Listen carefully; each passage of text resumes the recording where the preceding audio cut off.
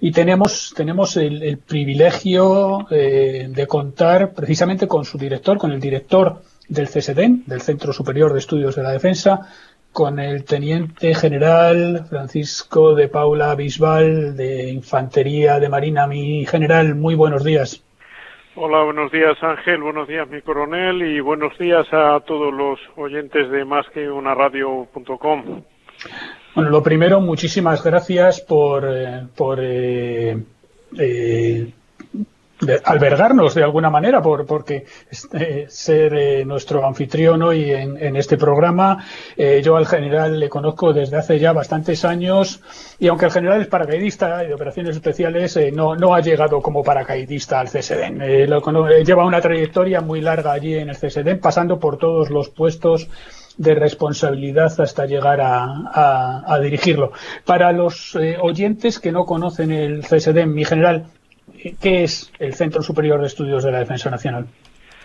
Bueno, pues Ángel, el CSDEN, el Centro Superior de Estudios de la Defensa Nacional, a mí me gusta definirlo como un centro de pensamiento. Como bien has dicho, somos principalmente un centro docente para los altos estudios de la Defensa Nacional, pero también somos un centro investigador principalmente en temas que están relacionados con la seguridad de la defensa.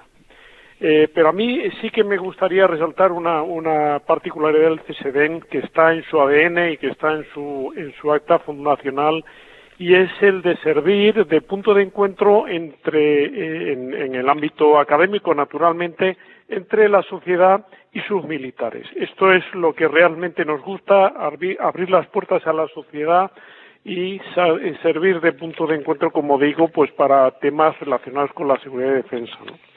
Como decía, dentro del CSDEN, el Instituto Español de Estudios Estratégicos, que pertenece al CSDEN, es nuestro motor principal para la investigación académica en temas de seguridad y defensa. Pero también investigamos con otros organismos subordinados al CSDEN, como son el Centro Conjunto de Desarrollo de Conceptos, en cuestiones referentes a nuevos conceptos operativos, y también investigamos sobre historia militar. Esto quizás sea algo más desconocido a través de la Comisión Española de Historia Militar. En definitiva, como les decía, quizá nuestro cometido principal sea la docencia. No en vano, por aquí pasan más de 1000 alumnos todos los años, ¿no? Tenemos cursos tan importantes como el curso de Estado Mayor o como el curso de Ascenso General, pero también tenemos unos cursos que están orientados y diseñados para civiles, que son los cursos de Defensa Nacional. Son unos cursos que normalmente asisten políticos, altos cargos de la Administración del Estado, de la universidad, del mundo de la empresa, y en ellos tratamos de transmitir cuáles son los fundamentos de nuestro sistema de seguridad y defensa y también acercarles a nuestros militares. Esto en conjunto creo que le he definido un poco cuáles son todas las actividades que hacemos aquí en el CSD, ¿no? De hecho, mi general, me consta que ahora mismo tendremos entre nuestros oyentes a varios de los integrantes del actual curso de Defensa Nacional, sí, que por las noticias que tengo se estaban conectando en masa al programa. Será muy interesante, yo creo que nos daría incluso para hacer un programa monográfico sobre el CSDEN y sobre las distintas actividades que hace. Mi general me dice que estaría encantado cuando ustedes quieran. Le tomo la palabra inmediatamente. Me dice que además de la labor docente también tiene una labor de investigación. ¿Ha salido en esa labor de investigación ya el tema de una posible pandemia, de una reacción ante una crisis como la que estamos ahora? Sí, bueno, efectivamente, en el CSDEN publicamos muchísimos documentos al año sobre una gran variedad de temas y, por supuesto, sobre las pandemias también lo hacemos. No es que lo hagamos ahora que todo el mundo escribe sobre este tema, sino que antes de que este fenómeno, esta terrible desgracia apareciera en nuestras vidas, a través del Instituto hemos publicado documentos de bastante enjundia. Uno de ellos, publicado en diciembre del año 2018, que titulamos Panorama de Tendencias Geopolíticas, Horizonte 2040, es un documento muy importante en clave prospectiva que sirve para el planeamiento de la defensa, y aquí ya hablábamos de las pandemias. pero donde realmente investigamos en profundidad sobre este tema fue en un cuaderno de estrategia que está recientemente publicado y que presentamos precisamente el día 8 de marzo de este mismo año y que titulamos Emergencias pandémicas en un mundo globalizado, amenazas para la seguridad. Creo que esto es una prueba de que realmente sí que estamos en estos temas, ¿no? Decirme en general que todos estos documentos están accesibles al público en la página web del CSDN y en la página web del Instituto de Estudios Estratégicos, ¿no? Sí, naturalmente. Y de paso invito a todos los oyentes a que visiten nuestras páginas porque encontrarán todos estos documentos aquí publicados, ¿no? Entonces, tampoco podemos hablar de que la pandemia haya sido un cisne negro, algo que nadie se esperaba, sino que estaba contemplado ya en los documentos que se estaban elaborando entre los estudiosos del instituto y los colaboradores que tienen. Bueno, el debate del cisne negro es un debate que se está debatiendo, valga la redundancia, en la actualidad. Creo que el propio autor de la idea, el libanés Nassim Taleb, dice que no lo es. Hay otros autores que dicen que sí. Es cierto que atendiendo a la definición de lo que es el cisne negro, si este hecho era predecible, pues en teoría no debería de serlo. Pero mi opinión es que aunque sí que es cierto que se ha escrito, se han predicho las pandemias y se ha escrito sobre ello, yo creo que la magnitud que está teniendo esta pandemia con carácter absolutamente global, que ha paralizado el mundo absolutamente, es algo que no era previsible por parte de nadie. Entonces yo sí que mantengo que esto puede ser un cisne negro, ¿no? Y entonces esto sí que nos presenta desde el punto de vista de la investigación en el mundo académico, nos presenta bastantes desafíos, porque ahora realmente lo que tenemos de investigar son realmente los efectos que esto va a tener, y yo creo que los investigadores del instituto en esta intervención, pues algunos de ellos hablarán sobre estas cosas, ¿no? En todos los ámbitos, en el social, en el económico, en el sanitario y por supuesto en el militar también, ¿no? Y también en segundo lugar, pues para identificar cuáles son las medidas que tenemos que adoptar, pues para evitar que un fenómeno como este nos vuelva a sorprender en el futuro, ¿no? O sea, podemos decir que de alguna manera el mundo no va a ser el mismo, que van a cambiar muchas cosas a partir de ahora, después de la pandemia. Bueno, yo creo que esto estamos de acuerdo, la mayoría de las personas o de la gente que está investigando en estos temas. Yo creo que el mundo a partir de ahora no será igual. Para nosotros, en nuestro país, el debate está servido. Nosotros no olvidemos que somos un país que recibe últimamente, en los últimos años, estamos recibiendo 80 millones de visitantes, en el cual la industria turística está muy bien asentada y tiene una incidencia en nuestro Producto Interior Bruto que es de una gran magnitud. Por tanto, deberemos plantearnos muchas cuestiones, no solo en el ámbito de seguridad, sino en otros órdenes también, ¿no? Por tanto, yo creo que el mundo académico tiene trabajo y nosotros en el CSDEN también lo tenemos. Estoy seguro que nuestros analistas en el instituto tienen ya sus plumas o sus teclados suficientemente engrasados para hacernos ver todas estas cosas. Pues aprovecho y presento al general Dacova, que es precisamente el director del Instituto Español de Estudios Estratégicos, y que, bueno, tiene una trayectoria realmente interesantísima profesionalmente. Es general de brigada de infantería, es diplomado en alta gestión de recursos humanos por el CSD, de altos estudios internacionales, tiene evidentemente también el curso del Colegio de Defensa de la OTAN, ha estado como analista en la división de planes del Estado Mayor del Ejército de Tierra. Es decir, es una persona que desde luego no ha llegado aquí por casualidad, igual que decíamos antes también del teniente general. Estuvo también como jefe de la unidad de inteligencia, de la división mecanizada, y ha estado en misiones, en cursos en Alemania y en misiones en Bosnia, en Irak, en Líbano, y además tengo que decir que aparte de un extraordinario profesional, es una excelente persona y un muy buen amigo. Mi general, muy buenos días. Buenos días, Ángel. Disimula un poquito más la amistad. Bueno, es que al final me puede el cariño y el respeto profesional, desde luego. Mi general, ¿qué hacéis en el Instituto de Estudios Estratégicos? ¿Cuál es vuestra misión? Bueno, como ha puesto ya el toro en suerte el director del CSDEN, a mí me es más fácil resumirlo y decir en pocas palabras que el instituto es el think tank de las Fuerzas Armadas. Esto es, en tan pocas palabras, creo que está resumido prácticamente la totalidad de la naturaleza y de la razón de ser del Instituto Español de Estudios Estratégicos. Es decir, somos el organismo que debe estudiar todo aquello que puede de una manera u otra afectar a la seguridad nacional y hacerlo desde el punto de vista, lógicamente, de los cometidos y de las responsabilidades de las Fuerzas Armadas, de las cuales, como es lógico, formamos parte. Decir hoy en día que nuestro campo de trabajo, de análisis, es la seguridad nacional, no es acotar mucho, porque evidentemente lo que hemos visto en las últimas décadas es como este concepto que hace no mucho era un concepto bastante simple y que se identificaba casi automáticamente con seguridad, con defensa militar.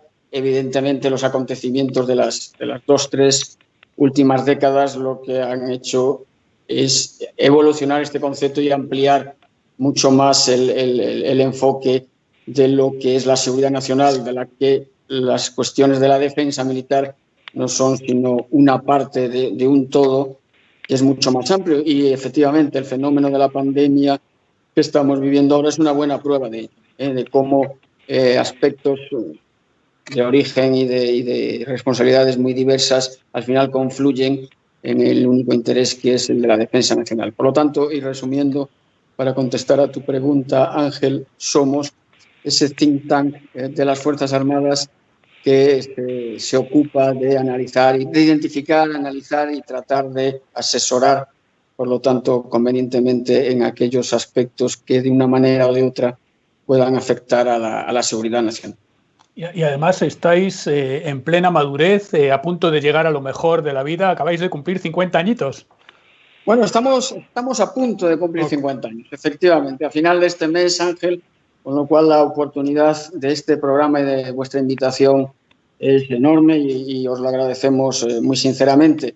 Efectivamente, fuimos creados hace 50 años, poco después, apenas 6 años después de que lo fuera en su momento el CSDEN, como ha explicado antes el director, y nos parece muy, ahora con la perspectiva que dan los años, nos ha parecido muy oportuna, lógicamente, en primer lugar, la creación del CSDEN, un punto de encuentro de la sociedad con sus militares, no de la sociedad civil y la sociedad militar, porque eso no es así, sino de la sociedad en general con sus militares, que formamos parte de la misma, y muy poco después, apenas 6 años después, se vio la necesidad de crear un organismo específico de análisis de la situación global, con un enfoque global para la seguridad nacional. Estamos hablando, fíjate, de los años, de hace 50 años, los años 70, ¿no? Cuando estas cosas todavía no estaban muy generalizadas, y de ahí, repito,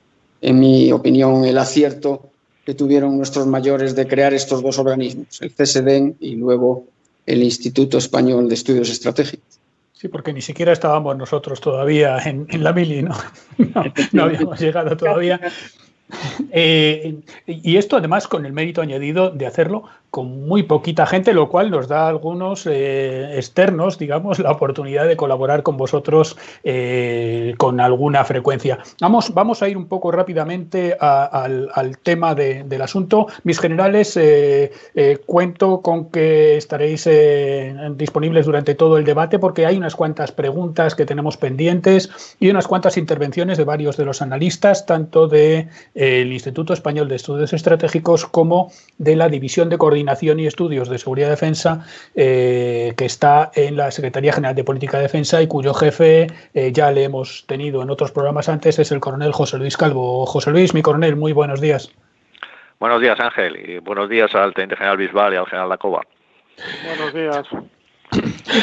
José Luis, tú eres también, como los miembros del instituto, una de las, digamos, de las referencias en cuanto a análisis geopolítico. ¿Cómo ves ahora mismo la situación derivada de la pandemia del COVID, no solamente en España, a nivel mundial?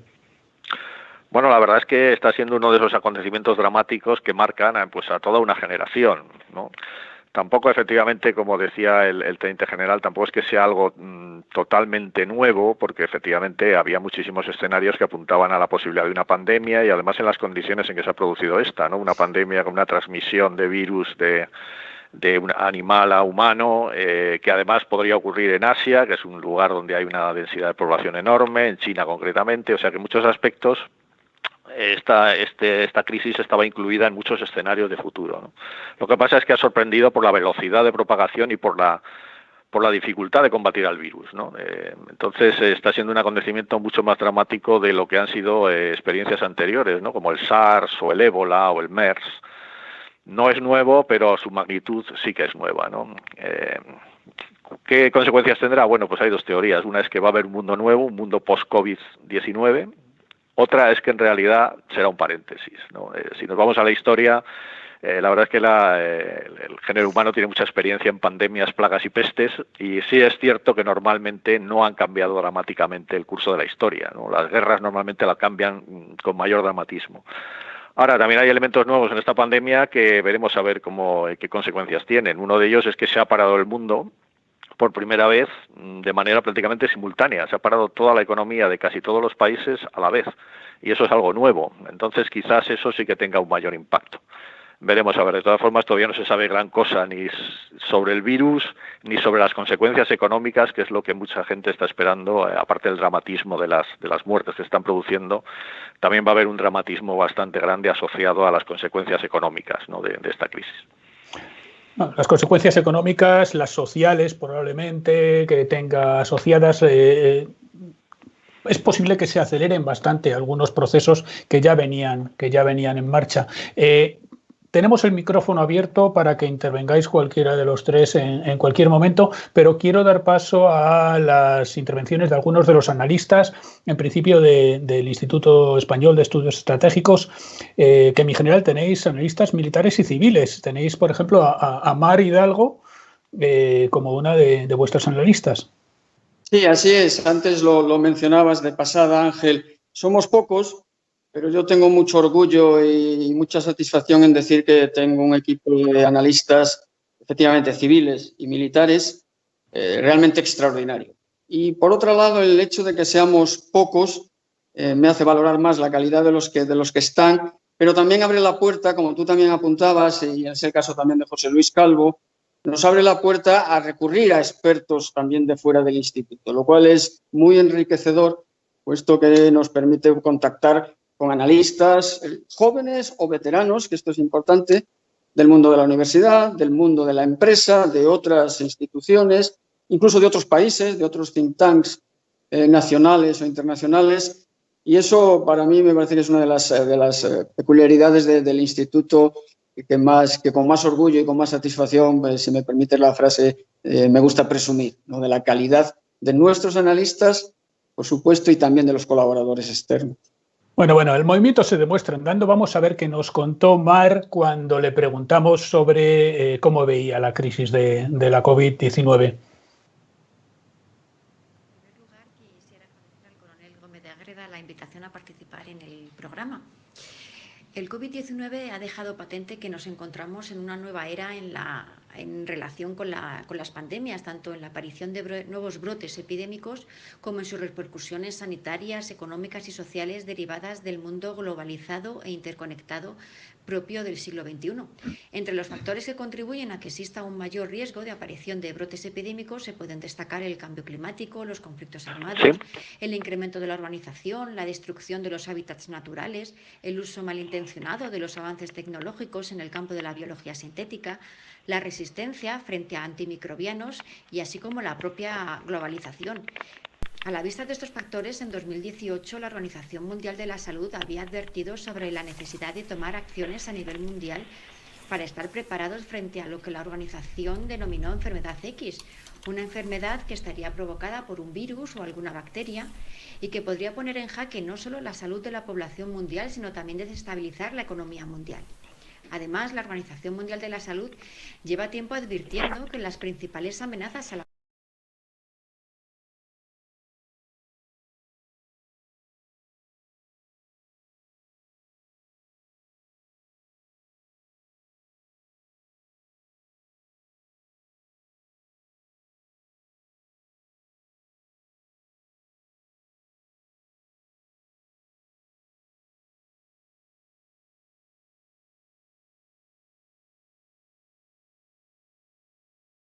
respuesta. Una explicación puede encontrarse en que los casos recientes de aparición de brotes epidémicos como el ébola, el SARS o el Zika se habían gestionado con relativo éxito por los gobiernos de los países desarrollados, pero el nuevo coronavirus ha sido un claro ejemplo de cómo los efectos de un brote pandémico dependen no solo de las características del patógeno en cuanto a su transmisibilidad, morbilidad y mortalidad, sino también del grado de interconexión del mundo en donde se origine con el resto del mundo, en el caso de China, lo que ha ocasionado también graves consecuencias económicas. A pesar de que las pandemias constituyen un riesgo previsible, lo que está claro también es que el riesgo cero no existe.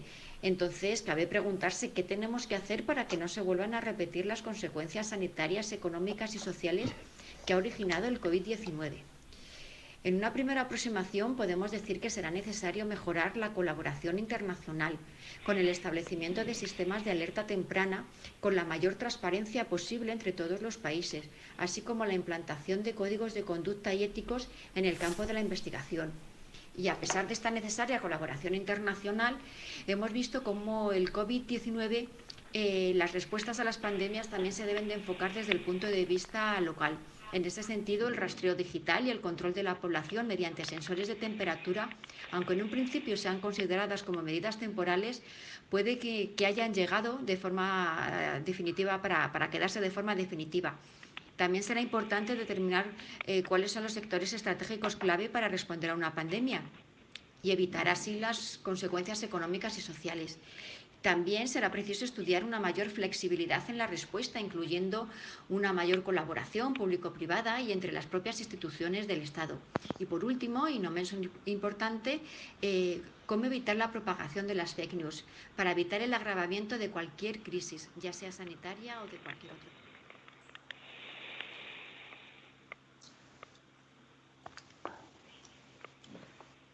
Bueno, parece que teníamos algún problema para escuchar bien el audio de Mar Hidalgo. En cualquier caso, si alguien se ha perdido el mensaje que quería mandar, va a estar disponible el audio completo en la web de masqueunaradio.com a partir de mañana en cuanto lo subamos.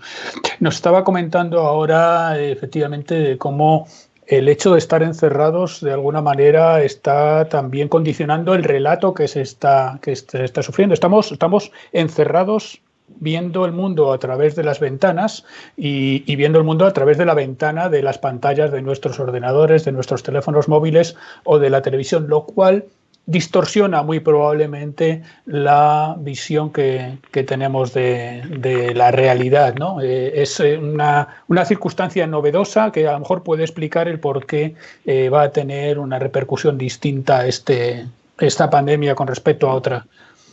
Le digo, si tenéis algún comentario en algún momento. Sí, Ángel, una cosilla. Lo decía Mar al principio y tal vez enlaza también con lo que apuntaba José Luis. El fenómeno de una pandemia en sí no es nuevo. Hay ejemplos, además, incluso que se remontan siglos de los que tenemos noticia. Pero lo que sí es nuevo, lo apuntaba José Luis y también Mar, es que por primera vez el mundo se para prácticamente en su totalidad de forma simultánea y también por primera vez asistimos a la evolución y a las previsibles consecuencias de la pandemia en directo y simultáneamente desde todo el mundo. Y esto sí que es efectivamente novedoso y sin duda tendrá consecuencias y será muy relevante. También me gustaría apuntar, porque también lo comentaba Mar Hidalgo, esta pandemia interactúa es consecuencia o en cualquier caso interactúa estrechamente con otros procesos que estaban ya en marcha y que seguirán en marcha. La rapidez con la que se ha propagado es consecuencia de la globalización, de la difusión de las fronteras, del achicamiento de las distancias. Es cierto, interactúa también con el calentamiento global, puesto que se desplazan, por decirlo de alguna manera, los meridianos que hasta ahora delimitaban las áreas de actuación de algunos de los vectores transmisores, como pueden ser ciertos insectos, y sobre todo el gran debate que está ahora en los medios, incluso en la opinión pública, es, también lo apuntaba Marc, colaboración internacional versus movimientos de renacionalización o de repotenciación de las fronteras o de las capacidades de los estados. La evolución de estos elementos es la que habrá que seguir con mucho detalle y la que acabará definiendo cómo será la salida en esas dos opciones que mencionaba José Luis Calvo, cómo será la salida de esta pandemia.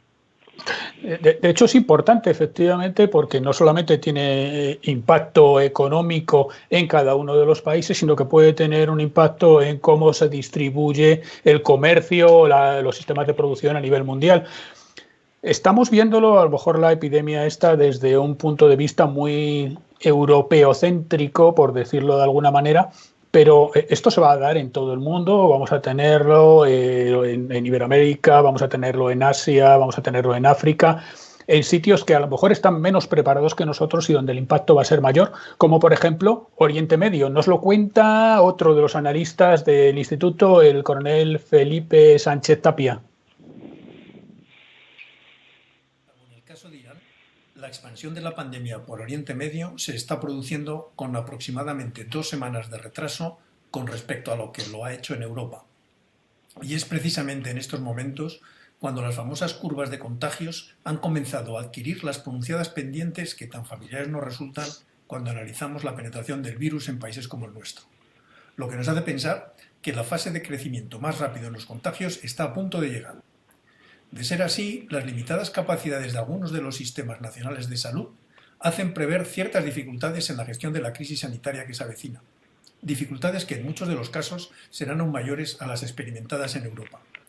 Y no olvidemos, además, que la presencia de grandes cantidades de refugiados y desplazados hacen a la población de esta parte del mundo especialmente vulnerable. El COVID-19 llega en momentos especialmente delicados para las economías locales.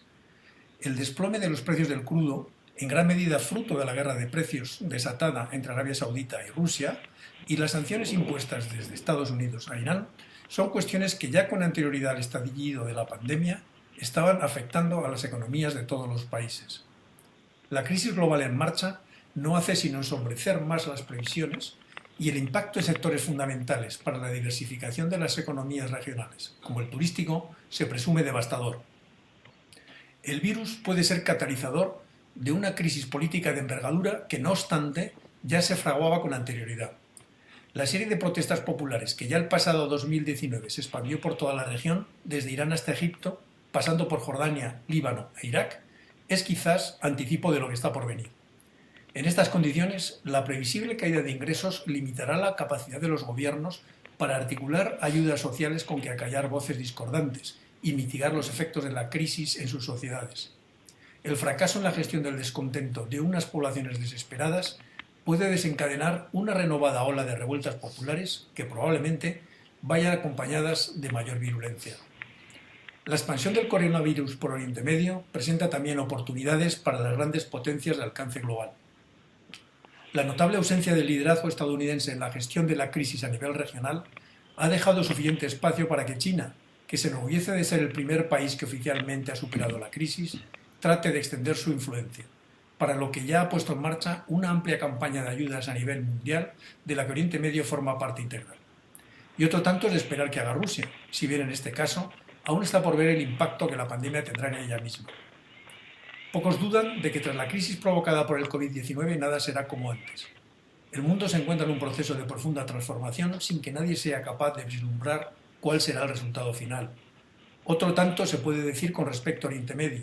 En este caso, además, algo en el ambiente hace pensar que no será necesariamente a mejor. Pues efectivamente, Oriente Medio va a ser una de las áreas que más pueden sentir el impacto posiblemente, entre otras cosas porque se ha combinado con otros factores como el conflicto o la guerra esta que está habiendo de precios con respecto al petróleo. ¿Algún comentario sobre el tema? Pues sí, una vez más, si te parece, Ángel. Efectivamente, la región de Oriente Medio era una de las que ya nos venían preocupando por razones. Felipe Sánchez Tapia lo ha comentado en su intervención. Parece que fue hace mucho tiempo, pero apenas hace 4 meses nos veíamos sacudidos por la noticia de la intervención contra el general Soleimani. Y apenas han pasado, como digo, 4 meses, poco más desde que la tensión entre Irán y los vecinos en la región y en el estrecho de Hormuz en concreto contra los medios, contra los buques de diferentes países transportando crudo, nos preocupaban la retirada de Estados Unidos del acuerdo con Irán precisamente. Todo eso es prácticamente el ayer y ha quedado eclipsado por la pandemia, cuando lo que va a ocurrir es que efectivamente la pandemia lo que va a hacer es nuevamente exacerbar todos estos factores y sobre todo esa competición entre grandes potencias de la que llevamos hablando ya un tiempo y que nuevo se va de manifiesto, como también ha apuntado Felipe Sánchez Tapia.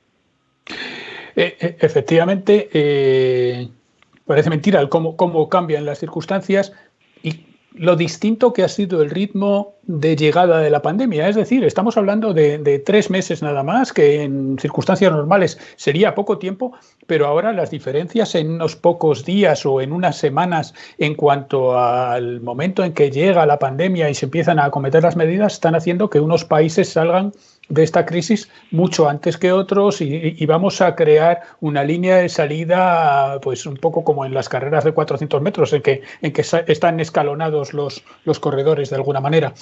China, probablemente, que es el origen de la pandemia, desde donde surge, va a ser también el país que primero va a salir.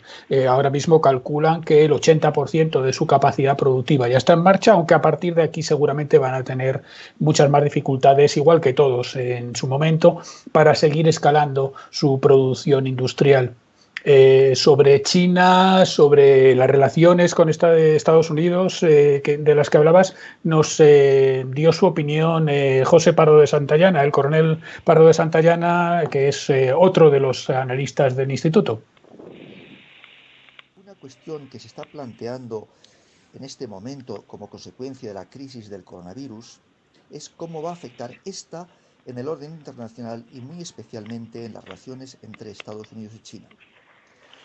Antes de abordar esta cuestión, conviene decir que hay ya un cierto consenso en el sentido de que la crisis económica del coronavirus va a ser más aguda de lo que lo fue la crisis económica de 2008, de la crisis financiera de 2008. Y también parece que se está afianzando un consenso en el sentido de que la dimensión geopolítica también va a ser más profunda. Ya en aquella crisis de 2008, China salió reforzada porque fue un país que superó con mayor facilidad la crisis en aquel momento. Si a esto le sumamos que antes de iniciarse la crisis del coronavirus, el mundo estaba conociendo un proceso de transformación geopolítico de gran calado como consecuencia de la coincidencia de 2 grandes vectores, cada uno de ellos de naturaleza revolucionaria, el primero, lo que se ha dado en llamar la trampa de Tucídides y por tanto una cierta inevitabilidad de una tensión fuerte cuando un país que asciende, China, tiende a desplazar a otro posicionado como la gran potencia, en este caso Estados Unidos. Y si bien la trampa de Tucídides hacía más referencia a una guerra, o sea, al uso de la violencia, en este caso se está viendo más una dimensión de una guerra de tipo económico-tecnológica. Pues bien, la segunda dimensión es la dimensión por la cual el centro de gravedad del mundo tiende a desplazarse desde Occidente hacia Asia, siendo China una potencia que está jugando en los 2 ámbitos, porque está dentro del ascenso de Asia y además en el juego de tender a desplazar a Estados Unidos como primera potencia mundial. Y esto significaría además, y esto refuerza sin duda a China, que Occidente pierde el liderazgo en la historia mundial después de 500 años de haberlo ostentado. Y sabemos que el informe de Seguridad de Múnich de este año, de febrero, precisamente hablaba de una de las características del mundo en el que estamos viviendo, es su desoccidentalización. Pues bien, yo creo que podemos afirmar que una consecuencia de la crisis del coronavirus es que se va a reforzar esa desoccidentalización porque juegan ambos factores. Los éxitos de Asia frente a una cierta situación de desventaja de Occidente. Desventaja en la gestión del coronavirus, pero también de falta de liderazgo durante esta crisis. Y ahí podemos comparar la actuación de Estados Unidos en la crisis del ébola, donde fue crucial para que se tomaran las medidas internacionales, o la falta de actuación en el caso de esta crisis actual del coronavirus. Y si sumamos al hecho de haber mostrado poca eficacia, haber mostrado quizás rasgos de arrogancia acompañado de poca eficacia, hace enorme daño al liderazgo. Y por tanto, la legitimidad, que va a ser una gran cuestión que se va a plantear cuando finalice esta crisis del coronavirus, como nos recordaba en su artículo Fukuyama, pues en esa legitimidad que tiene dos dimensiones, la legitimidad democracia frente a autoritarismo, pero también la legitimidad de las naciones asiáticas frente a los occidentales, podemos concluir que China va a salir reforzada tanto por el refuerzo de Asia como por su propia posición en relación con Estados Unidos. Bueno, el coronel Pardo de Santayana se estaba refiriendo al fin de la historia de Francis Fukuyama, pero con independencia de que intervengáis cualquiera de los tres en cualquier momento, sé que José Luis Calvo, precisamente mi coronel, has estado escribiendo sobre la trampa de Tucídides, sobre la posible ventaja que pueda obtener China en estos momentos. ¿Estás de acuerdo con el coronel Pardo? Sí, estoy de acuerdo con él en que evidentemente China inicialmente va a salir reforzada. Todavía estamos en una fase muy preliminar de la crisis, veremos a ver, pero inicialmente parece que saldrá reforzada, pero más que por lo que haya hecho China, es por lo que no ha hecho Estados Unidos, ¿no? Es decir, siempre que había una crisis internacional, pues todo el mundo miraba a Estados Unidos y Estados Unidos tomaba el liderazgo. Esta vez no ha sido así, ¿no? Y ha dejado un vacío. ¿Ese vacío lo va a aprovechar China? Pues probablemente lo intentará. Ahora bien, yo veo un escenario todavía más preocupante que una transición de poder entre superpotencias, y es un vacío de poder. Es decir, que Estados Unidos se retire de esa posición de liderazgo mundial y China o no quiera o no sea todavía capaz de asumirla. Porque China tiene muchos problemas también, muchos problemas internos, y China tampoco tiene esa vocación universalista, ¿no?, de líder mundial que tenía Estados Unidos.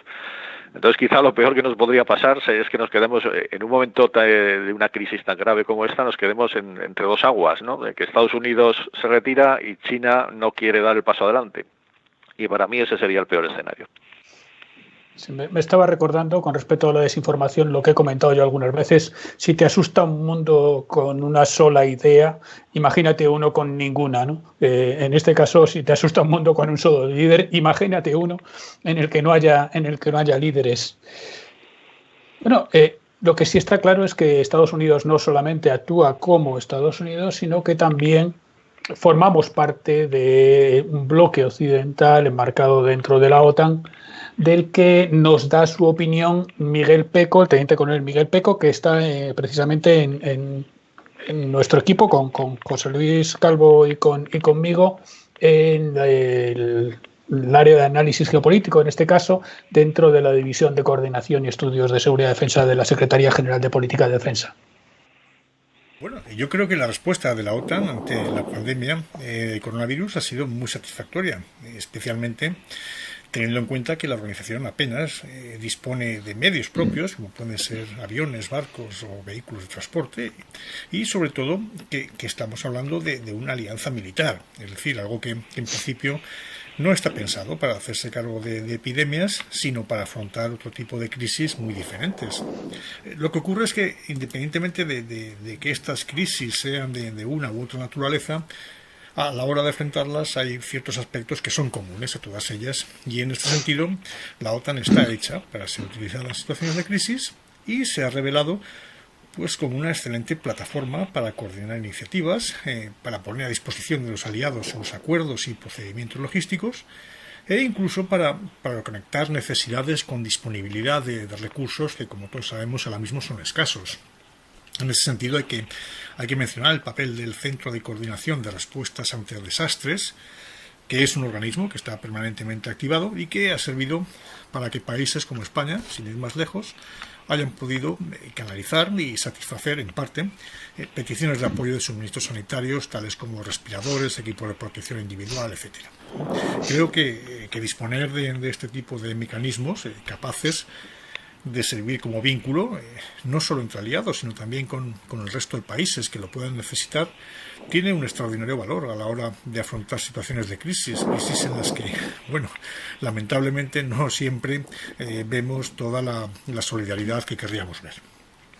Yo en este sentido, insisto, creo que la OTAN como organización ha mostrado una flexibilidad más que satisfactoria, en línea con el proceso de adaptación que viene llevando a cabo desde hace algunos años. Y me atrevo a decir pues que en el futuro, sin olvidarnos de que la OTAN es una alianza militar, en el futuro se ampliarán los mecanismos de respuesta a crisis que al mismo tiempo pues podrían ser utilizados de manera polivalente para apoyar a las autoridades civiles de los países miembros, tal y como se está haciendo actualmente con la pandemia del COVID-19.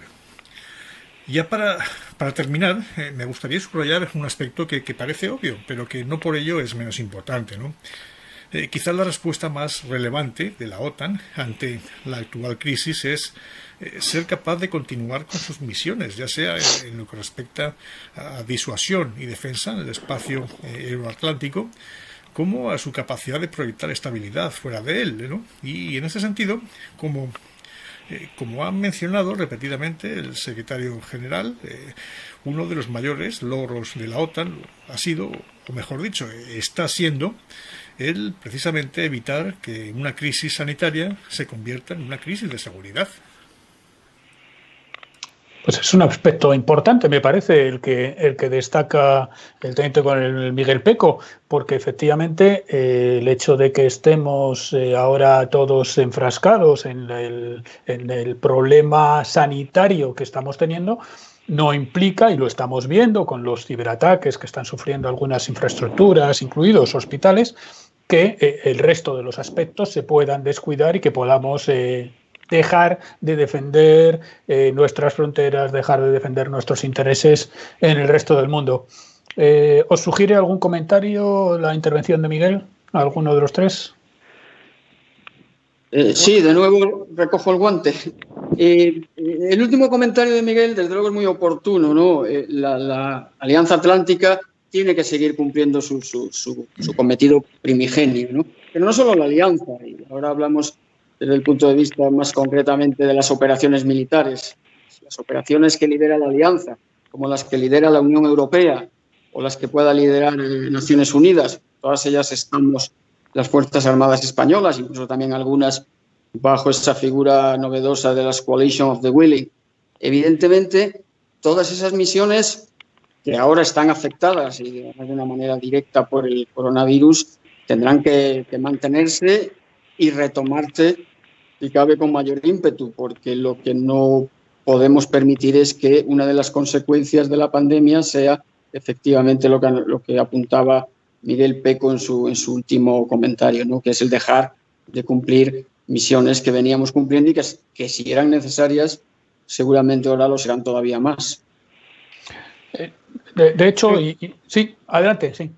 Sí, yo si me permites, soy el teniente general Bisbal, si me permites un comentario, estamos hablando de la OTAN y el bloque occidental y en el ámbito de la geopolítica, pero sería interesante combinar esto con el grado de incidencia que ha tenido la enfermedad o la pandemia a lo largo del mundo. Llama mucho la atención que el virus se haya manifestado con mayor virulencia precisamente en los países del bloque occidental. Estoy hablando de los países de Europa, no solo España, sino Francia, Alemania, Reino Unido y los Estados Unidos también. Y hay otros países tan densamente poblados como la India, con 1.300 millones de habitantes, que apenas tienen 500 muertos por causa del coronavirus, o Pakistán con 200 millones de habitantes, también una cifra realmente baja, 135 fallecidos por el virus, ¿no? Entonces esto sí que realmente es una cosa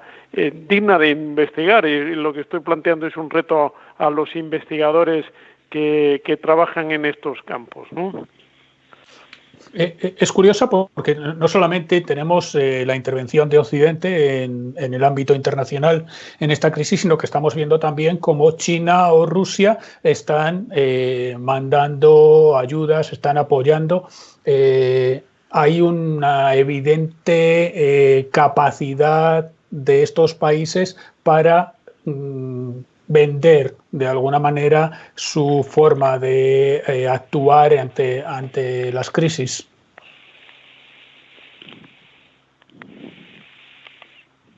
Sí, bueno, Ángel, eso un poquito apuntas a lo que se viene denominando la diplomacia de la ayuda o la diplomacia de la caridad o como le queramos denominar. Otra cosa es el recorrido que esto pueda tener, porque estamos viendo como en ocasiones esa ayuda carece de la calidad y de los estándares necesarios, ¿no? Y entonces entramos de lleno en la pregunta que también, la cuestión que en cierto modo apuntaba José Luis Calvo, que es el papel de China, o el papel de Rusia, que también está siendo activa en este campo, de ver qué recorrido tiene esa diplomacia o ese soft power ante otros datos que tarde o temprano pues, aparecen sobre la mesa, como son los fallos de la gestión en su momento de la crisis, como la represión tanto de doctores como de medios de comunicación, expulsión de periodistas de medios extranjeros, etcétera, etcétera, que con el tiempo y a medida que lo que ahora más nos atañe, como es lógico, y más nos preocupa, es la gestión concreta de la crisis sanitaria, a medida que esto lo vayamos superando, pues todos estos factores habrá que darles, también como apuntaba el general director del CSD, habrá que darles un nuevo vistazo, o habrá que revisitarlos, como se dice ahora, porque habrá que extraer consecuencias más allá de las primeras impresiones en caliente que adolecen de un riesgo tal vez de equivocarnos en unas apreciaciones no completamente fundamentadas. Vamos a ver, repito, a medio plazo en qué queda todo esto y a ver cómo el resto de países, bien sean democracias occidentales o bien sean países que puedan ser en principio más receptivos a este soft power, vamos a ver con el tiempo, cuando todos estos datos nuevos afloren, cómo evoluciona. En Europa han surgido ya voces muy autorizadas de primeras autoridades de la Unión y de los países miembros de la Unión, llamando la atención sobre esta ayuda más o menos interesada de estos países que mencionabas.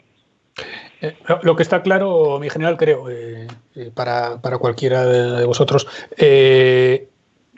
China puede estar muy lejos, cualquier país puede estar muy lejos, pero ahora mismo estamos en un mundo lo suficientemente globalizado como para que no podamos descuidar la atención, la vigilancia de todos los frentes que puedan llegar a suponer un problema para la seguridad nacional en España, ¿no?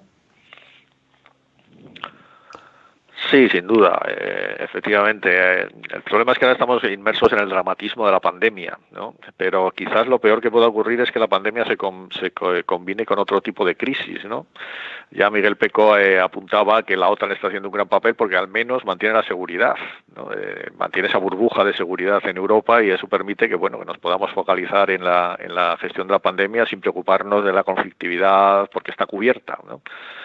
Ahora, claro, la combinación de pandemia con una crisis económica, con conflictividad, que es lo que puede ocurrir en Oriente Medio, como comentábamos antes, con desigualdades sociales, pues eso sí que puede ser realmente terrible, ¿no?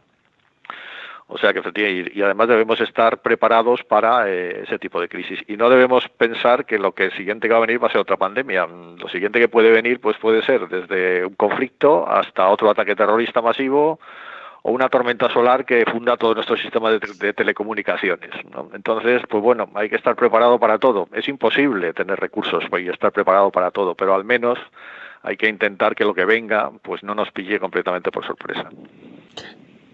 Ante esto se me ocurre, y es otra de las preguntas que tenemos del público, ¿hay alguien que haya gestionado, algún gobierno a nivel mundial que haya gestionado bien esta crisis? ¿Es posible gestionar bien una crisis de esta magnitud? En todo caso, ¿cuáles habrían sido las claves de una buena gestión? O si pudiéramos dar marcha atrás, ¿cuál habría sido la clave de lo que tendríamos que haber hecho, no en España, sino en general en todos los países? Porque yo creo que la dinámica de la respuesta a la crisis ha sido bastante parecida en muchos países, con algunas excepciones. ¿Qué lecciones podemos también extraer para que esto no vuelva a ocurrir en el futuro o para mitigar los efectos en el futuro? Yo voy a tomar otra vez la palabra. Yo creo que hay dos cuestiones. En realidad todos los gobiernos se han visto sorprendidos y todos han hecho lo que han podido en un momento dado. Lo que pasa es que hay dos factores que parece que han marcado un poco la diferencia. Uno es la capacidad de hacer test masivos, es decir, de tener un control de los infectados. Eso significa tener laboratorios, tener una red de laboratorios muy potente, y los países que tienen esa red de laboratorios certificados para hacer test han podido controlar mejor el progreso del contagio. Y el segundo es tener unas estructuras sanitarias muy potentes en términos de camas de hospital, plazas en hospital, especialmente plazas de cuidados intensivos. Los países que han sido capaces, que tienen esa capacidad para hacer test y tienen esa capacidad hospitalaria, pues han sido capaces de aguantar esa primera embestida, ¿no?, del pico de contagios, y salir menos dañados. Ninguno ha salido indemne, por supuesto, pero han salido menos dañados que otros que a lo mejor no tenían esa infraestructura, ¿no? Entonces esa es la lección aprendida.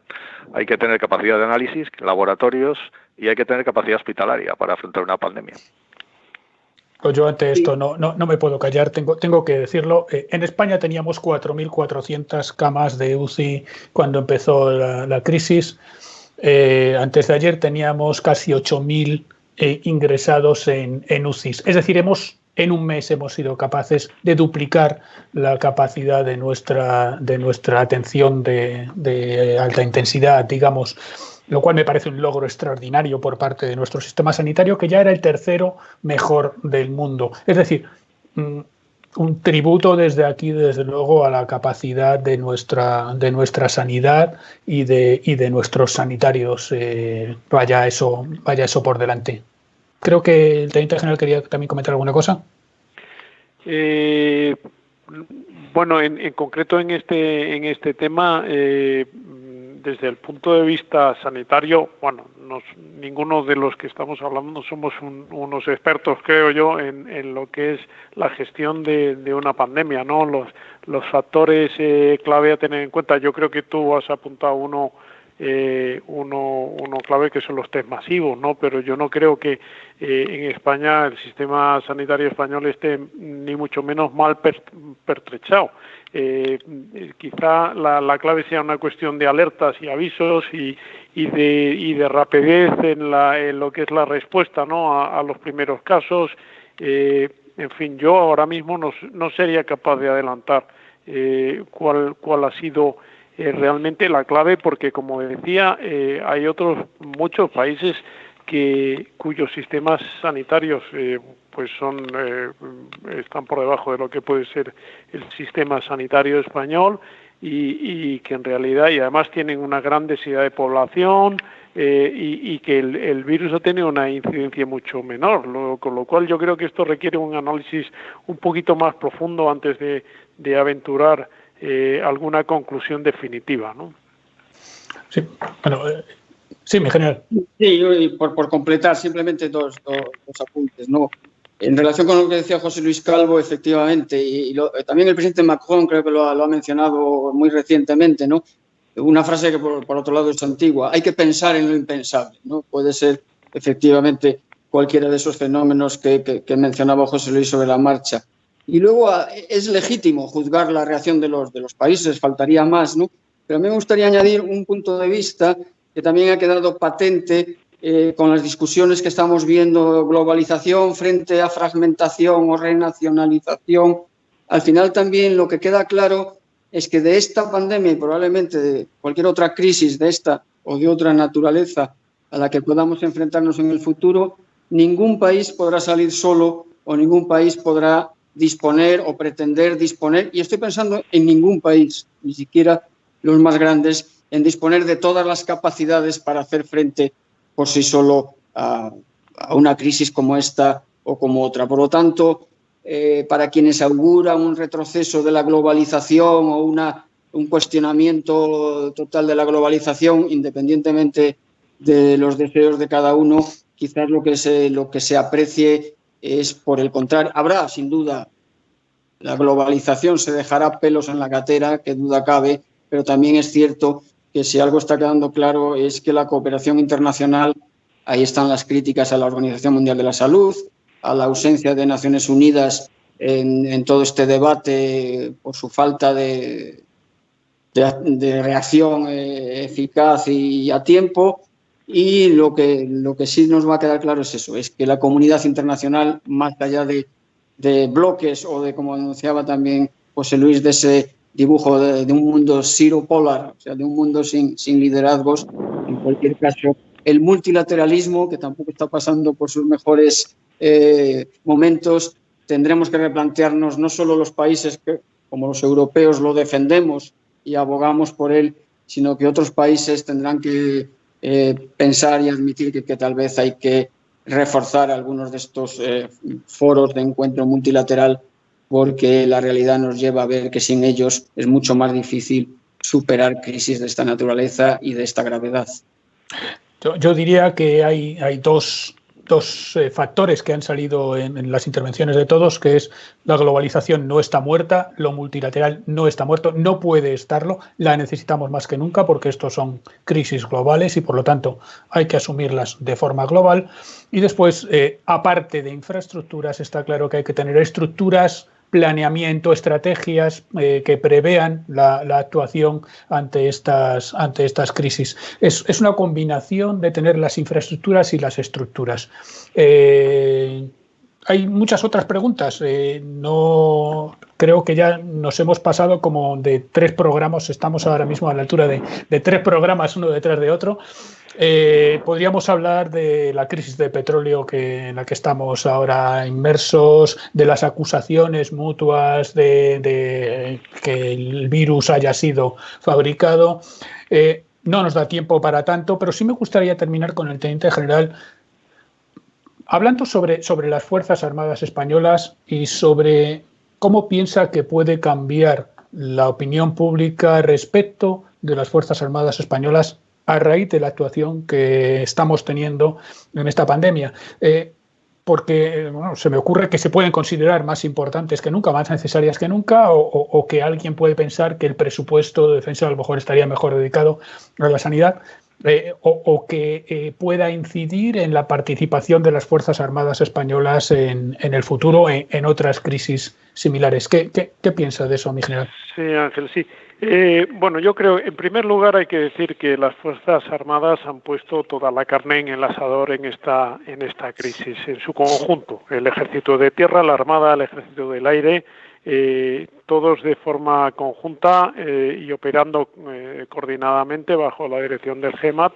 Bueno, pues estamos viendo las cifras de las personal de las Fuerzas Armadas que interviene cada día, y la operación Balmis ha supuesto la mayor operación coordinada de las Fuerzas Armadas en muchísimos años, ¿no? Entonces, hay que tener en cuenta una cosa. Las misiones de las Fuerzas Armadas son 4. Están definidas, como todo el mundo sabe, la Ley de la Defensa Nacional. De estas 4 misiones, y esto es menos conocido, una de ellas es que las Fuerzas Armadas, junto con las instituciones del Estado y las administraciones públicas, deben preservar la seguridad y el bienestar de los ciudadanos en los supuestos de grave riesgo, catástrofe, calamidad u otras necesidades públicas, que no es ni más ni menos el caso que ha presentado esta pandemia. Por lo tanto, las Fuerzas Armadas se están utilizando no de una manera imprevista o sobre la marcha, sino se están utilizando porque una de sus misiones prevé que se empleen tal y como se están empleando ahora. Ahora bien, el debate que puede surgir ¿es esta la única misión de las Fuerzas Armadas? Obviamente no, ya lo he dicho. La primera, y quizá la principal, es garantizar la soberanía e independencia de España, ¿no? En la integridad territorial. Esta es la misión que además viene en la Constitución. No debemos olvidarnos de esto. ¿Por qué somos capaces de colaborar en una crisis como la del COVID-19? Bueno, porque estamos pertrechados para afrontar situaciones que nos exigen mucho más. La soberanía e independencia de España y su integridad territorial, ante el caso de un conflicto armado, exigiría, no cabe duda, de poner todas las capacidades de las Fuerzas Armadas. Y las Fuerzas Armadas es un conjunto cohesionado y bien capacitado para responder a una situación de este tipo. Por lo tanto, las otras, que son menos exigentes, también nos lo permiten. Entonces, ¿qué ocurre? Que esta misión que estamos desarrollando tiene un retorno directo de la sociedad. Como decía al principio, somos un servicio público más y la sociedad está viendo directamente que estamos solucionando sus problemas. Por tanto, yo creo que las Fuerzas Armadas en general van a salir bastante bien reforzadas de esta crisis. ¿Puede esto suponer que la gente piense que a lo mejor hay otras prioridades en menoscabo de lo que invertamos en las Fuerzas Armadas? Bueno, el debate va a surgir, pero yo lo que sí recomendaría a la opinión pública en general es que las Fuerzas Armadas sí que han demostrado que son útiles fehacientemente en esta crisis y que además son necesarias porque la seguridad y la defensa de España es una cuestión imprescindible e incuestionable, ¿no?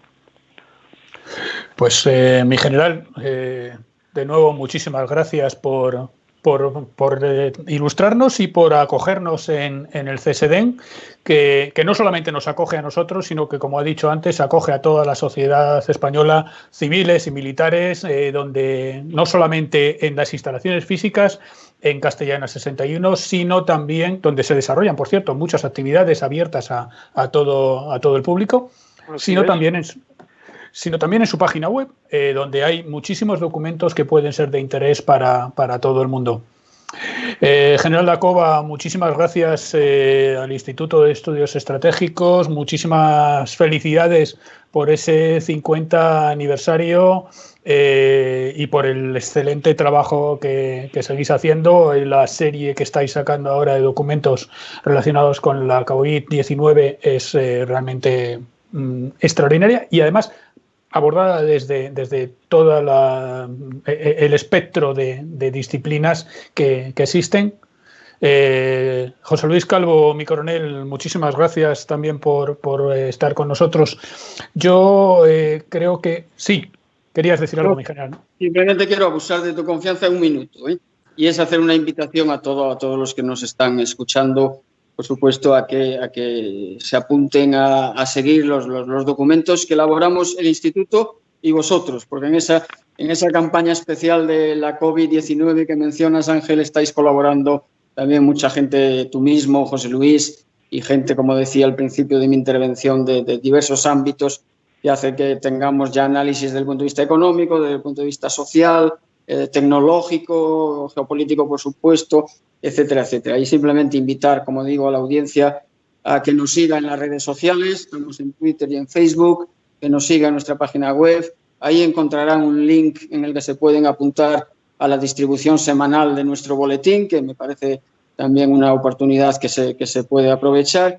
Y efectivamente estamos un poco desbordados, en este sentido, afortunadamente, con aportaciones de todo tipo sobre la COVID-19 que iremos publicando paulatinamente a lo largo de las próximas semanas y que nos están ayudando mucho como analistas a contextualizar la pandemia en sí y las previsibles consecuencias que al fin y al cabo es nuestra responsabilidad.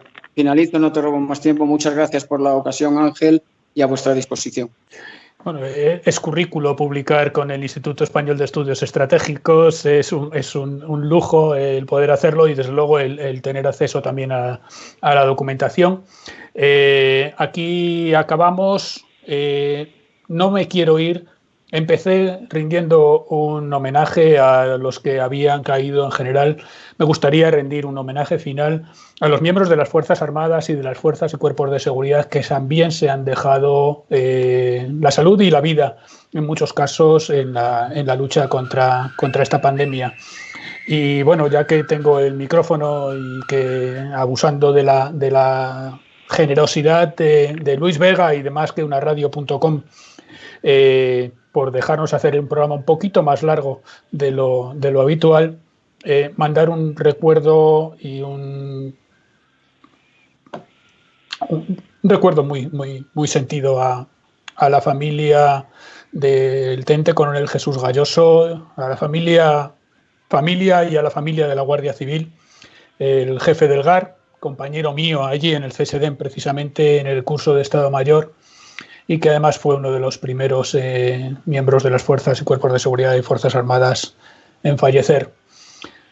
Que salgamos cuanto antes de esta, muchísimo ánimo, y dentro de 15 días volveremos a estar aquí en otro programa de Nuestros Soldados, aquí en másqueunaradio.com.